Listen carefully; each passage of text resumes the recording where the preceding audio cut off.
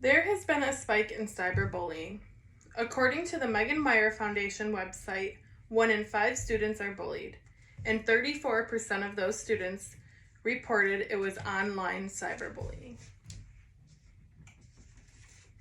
Cyberbullying has long-term effects on students and all those involved, which are the students being bullied, the bulliers, and bystanders.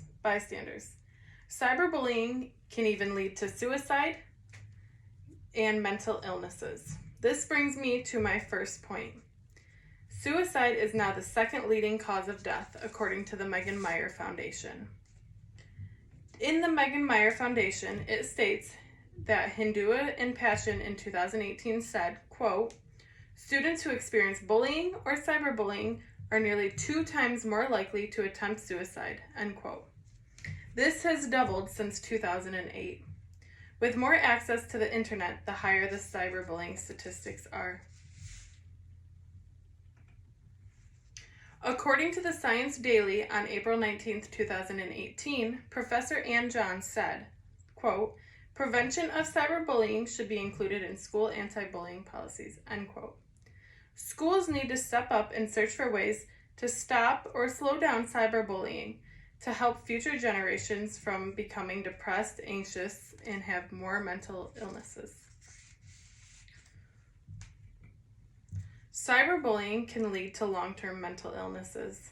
According to the StopBullying.gov's blog on how bullying affects mental health, children and youth who are bullied will most likely experience low self-esteem, anxiety, and depression. This will lead kids to not wanting to attend school, becoming antisocial, and again, lead up to suicide.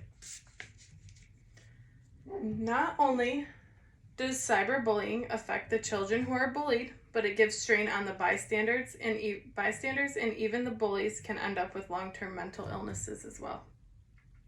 To start, the bullies, according to StopBullying.gov website, are at risk to develop substance abuse problems, aggressive behavior, problems in and out of school, and it may lead up to them getting into fights. Bystanders involved or just watching someone be bullied can develop mental health effects as well. Bystanders are people who watch all that is going on but do not intervene. This could be due to the fact that they do not want to be a so-called outcast, or they do not want to end up bullied as well. According to the Managed Care magazine in 2019, witnessing someone being bullied can cause high amounts of stress on a person, which is then also linked to depression, anxiety, and the other mental illnesses I talked about before. Lastly, the children being bullied. These children are at high risk for suicidal thoughts, attempts, and more. It may not always lead to that, but it can cause stress, depression, and strain on all aspects of their life. According to the Managed Care magazine, kids who are bullied end up with emotional and physical symptoms, meaning they are tired, they have no ambition, and they lose relationships. These students may end up self-isolating themselves, putting them at high risk of suicidal behavior or self-harming.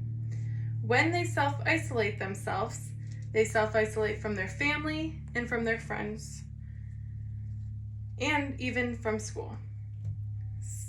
In conclusion, cyberbullying is on a rise due to high levels of access throughout the world. Cyberbullying affects all parties involved, including the bulliers, the bystanders, and the ones being bullied. All people involved, whether they want to be or not, can have mental illness issues after being exposed to bullying time and time again.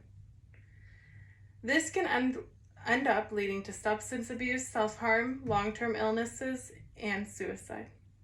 Although cyberbullying is uncontrollable, the fact is it is growing in alarming rates along with suicide.